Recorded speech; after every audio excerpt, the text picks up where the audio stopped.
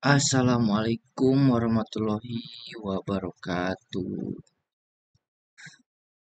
Uh, ini dia konten yang sangat saya tunggu-tunggu ya guys. Konten bagaimana cara membuat pagar lipat sliding atau mau dibilang pintu lipat geser atau apalah, banyak itu kata kuncinya ya guys. Sini saya sebutnya pagar lipat geser. Oke, dengan rel yang melengkung ya guys. Nah, di sini saya akan membuat hal-hal apa saja yang harus diperhatikan dalam membuat pagar lipat geser.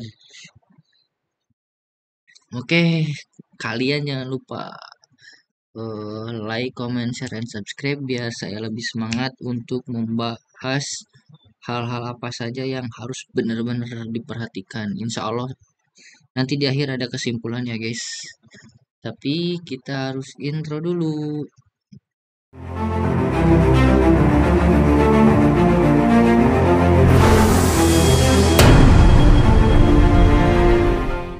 Oke guys, nah apa sih hal-hal yang harus diperhatikan? Oke, saya di sini mau bikin dua dua hal yang harus diperhatikan, tapi nggak enak lagi. Kita mulai dari yang terpenting nih buat obos-obos atau tukang-tukang di sana yang ukurnya takut gagal. Di sini saya akan bahas, oke. Tapi disclaimer ya buat kalian yang udah jago, udah terbiasa dengan kayak gini. Ya maaf kalau misalnya ada kesalahan, koreksi ya guys. Ini sesuai pemahaman saya ya guys, yang udah pernah saya kerjain dan ya seperti inilah. Oke, ini adalah rumah impian. Siapa sih yang nggak punya rumah impian? Nah, di sini mempunyai halaman 314 ya guys untuk bikin pagarnya nanti di sini nih. Nah, di sini ya guys. Nah, 314.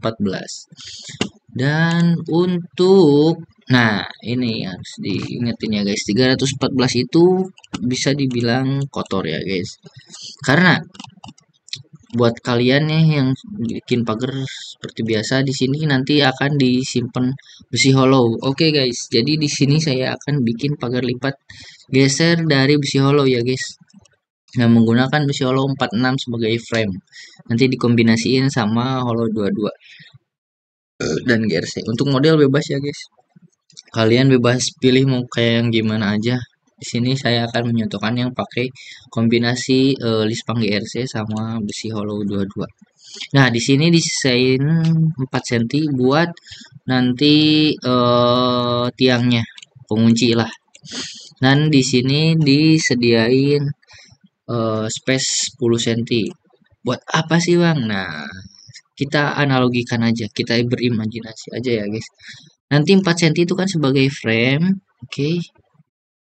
Frame buat nanti penyangga yang nanti disimpannya di sini nih.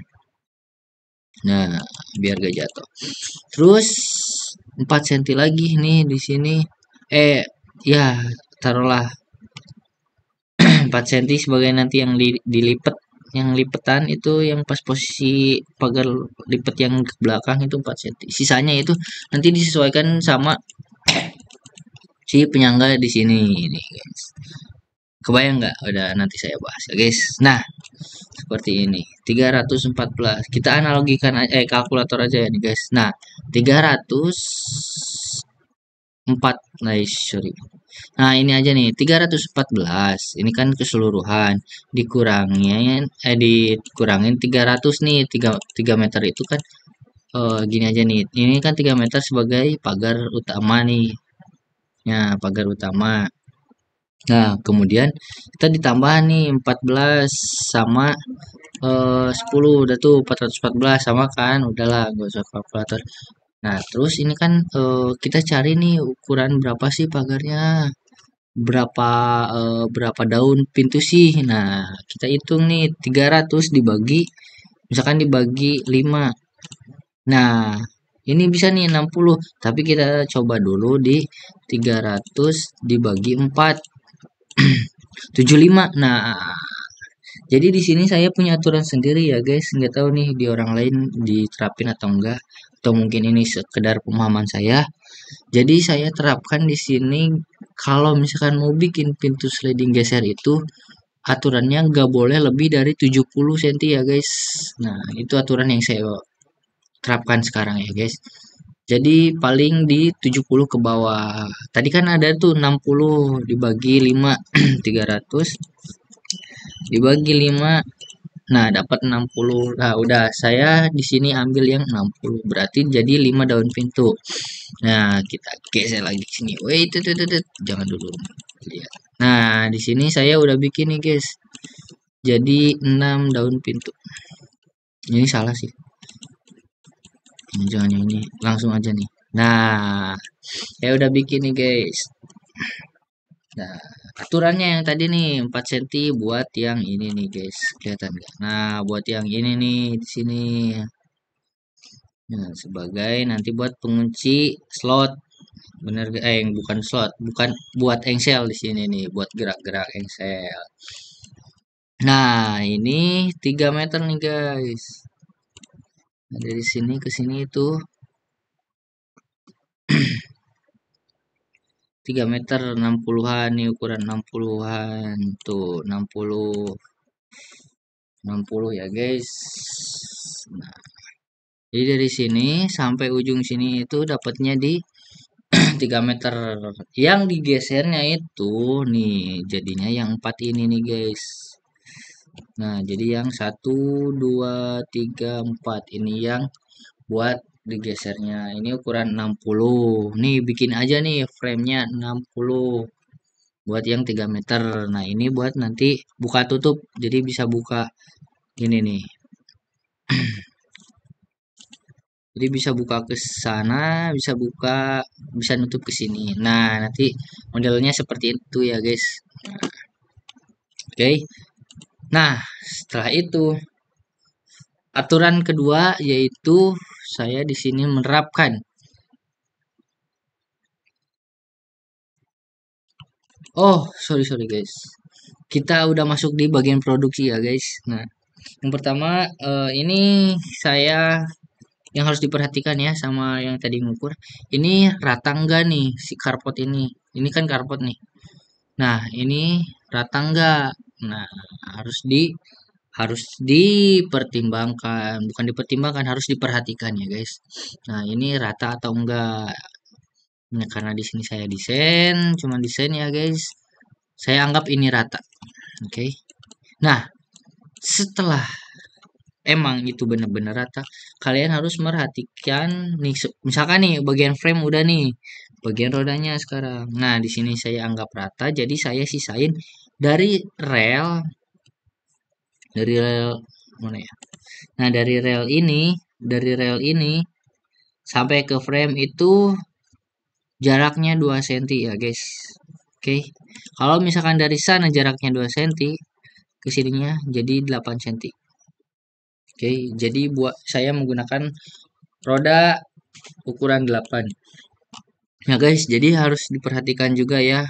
Berarti diperhatikan lokasi, terus ukuran. Ini udah ketahuan kan 60. Nah, oke. Buat tips yang kedua dalam produksi setelah satu kan roda ya, guys. Ketiga berarti ya. Satu jarak ini frame, yang kedua roda, yang ketiga di bagian ujung sini nih. Saya selalu menerapkan yang penyangga ini ukurannya 1 meter, beda sama yang depan. Karena apa? Setelah saya pelajari ya, guys, kalau misalkan nanti si ini nih di 70, misalkan di sini 70, nanti pas bagian nikung itu nggak dapet ya, guys. Entah gak tahu kenapa, mungkin kalian punya saran lain. Pokoknya saya nggak dapet pas belokan di sini. Nggak dapatnya itu faktornya ya, pertama nantinya dapat di bagian sini nih, bagian siku sini, Dan yang kedua apa coba? Nanti kalau misalnya di pas posisinya disimpan kayak gini, itu gak lurus ya guys. Jadi posisinya kayak gini nih. Oh wait.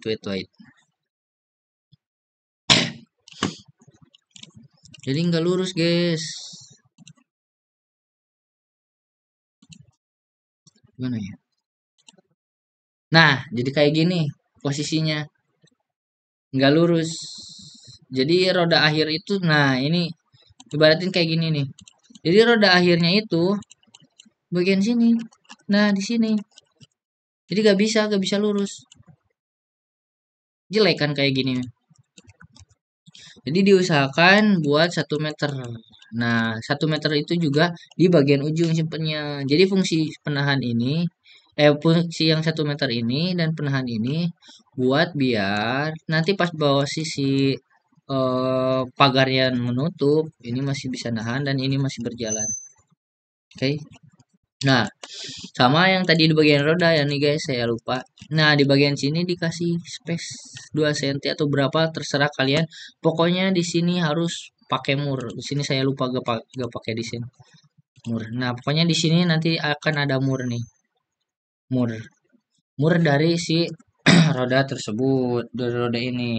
Nah, yang harus diperhatikan lagi, pintu ini bebas ya guys. Pintu ini mau jaraknya 1 meter atau berapa. Jadi yang terakhir ini yang mau digeser tinggal ngikutin.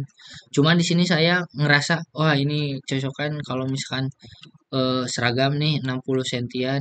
Meskipun ini kan pintu operasional ya, pintu yang akan selalu dibuka tutup buat ya kalau misalkan nggak bawa motor atau mau pas jalan kaki. Ini pasti akan ketutup buka terus. Jadi ya saya anggap mending disamain aja, soalnya lebih estetik estetik gak sih guys, ini pakai rumah kayak gini terus pagarnya kayak gini. Soal model bebas ya guys, itu kan saran dari saya, asal jarak dari sini harus diperhatiin ya guys. Dah yang tadi bolak balik mulu. Nah, kalian jangan lupa juga nih guys, di bagian belakang sini, nah di sini saya nggak pakai desain ya guys. Nah nanti di sini itu nah ada slot buat ke bawah nih guys. Nah, ada slot sebagai penahan biar tetap tetap nyiku nih di bagian sini. Nah, sini nanti ada slot. Nah, di ujung sini nih biar tetap nyiku. Sama di bagian sini mungkin nih. Nanti bakalan ada slot sebagai penahan ke bawah. Oke.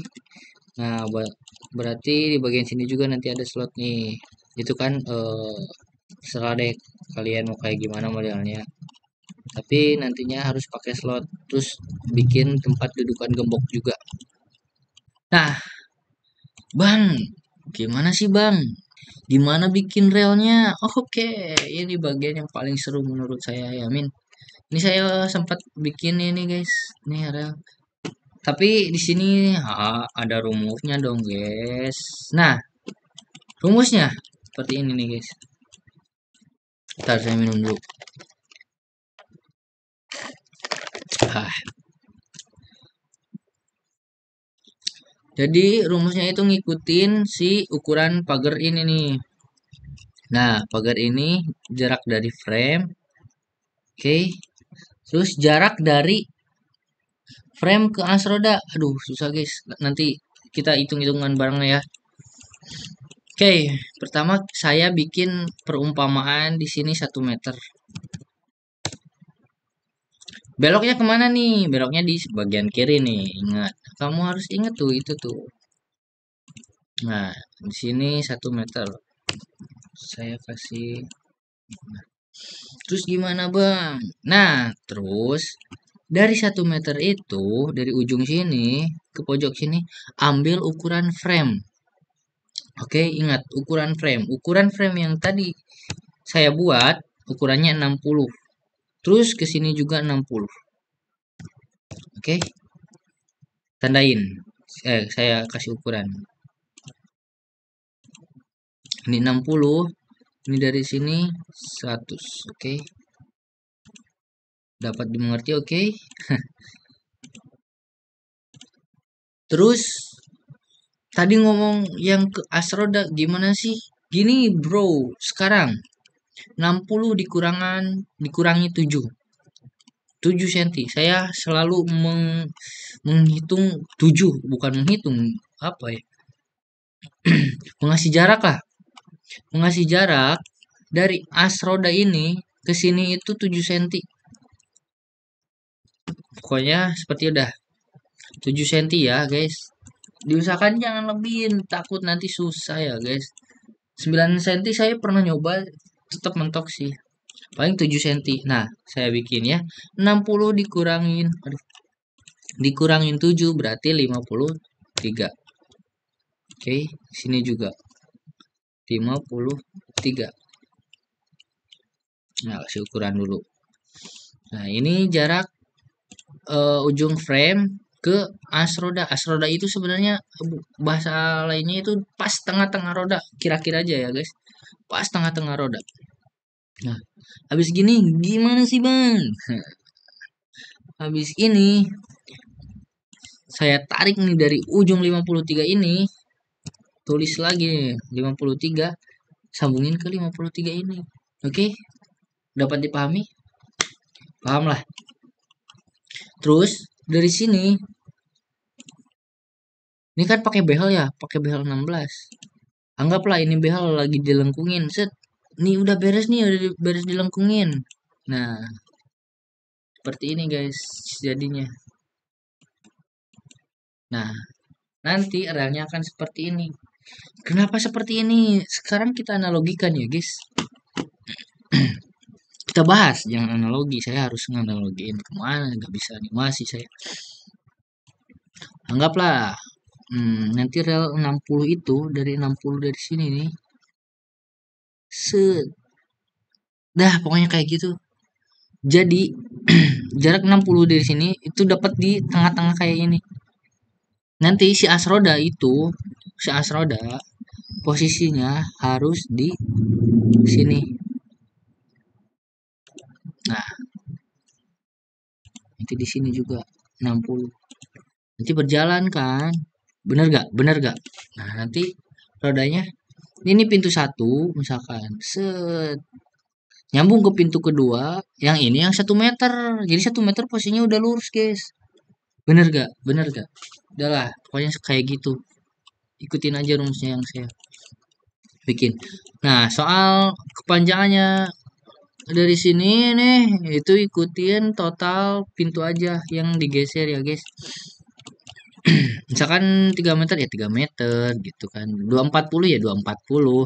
Sini saya panjang ke belakangnya 240. Nah, oke, ini yang harus diperhatikan lagi nih, guys. Sebelum bikin pintu lipat kayak gini, kalian harus ukur dulu nih jarak dari depan sini ke belakang. Cukup gak tuh buat si relnya nanti? Takutnya udah dibikinin malah mentok. Gimana? Berarti modelnya jangan kayak gini gitu. Oke. Nah, di sini dikasih pegangan, oke. Ini buat ngegeser. Nanti ini buat ngelipat, oke. Soal detail, oke, detail. Oke, di sini kan nanti dinabol, dinabol, dinabol. Nah, aduh, kok ada engsel di sini. Ini gak masuk engsel, guys. Nah, ini buat tutup buka. Engsel di belakang semuanya ya, guys. Engsel di belakang. Nah, misalnya nanti di belakang. Nah, di sini itu kasih jarak tuh. Nah, ini kan 6 cm, 4 cm. Terus di sini buat lingkaran penahan, penahan. Nah, kenapa saya bikin desain penahannya kayak gini? Kayaknya ini lebih worth it daripada yang ke bawah. Soalnya tak gimana ya?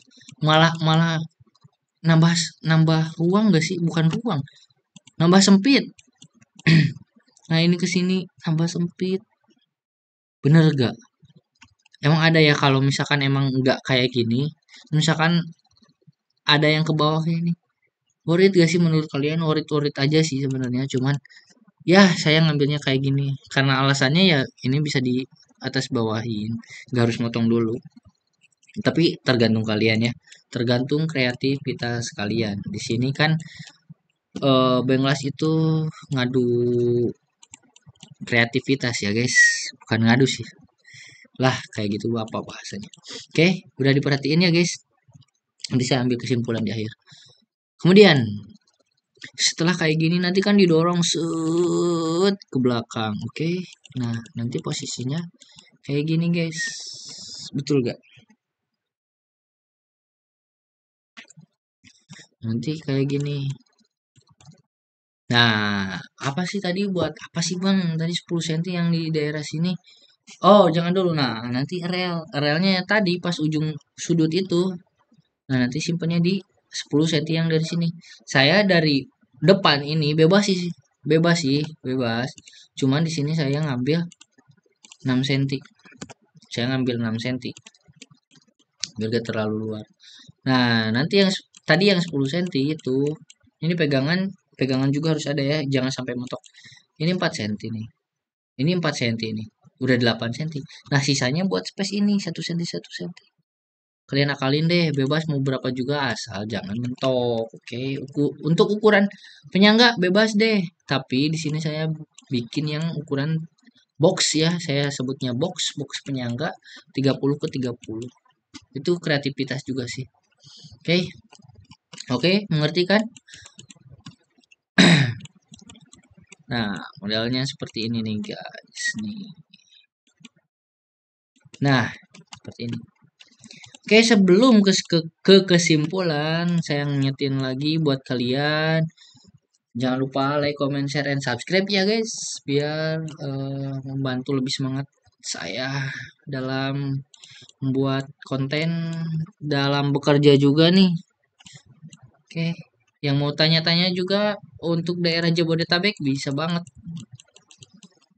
cek aja link di bio ya guys. Oke, masuk ke kesimpulan. Oke, hal pertama. Oke, satu, dalam pengukuran.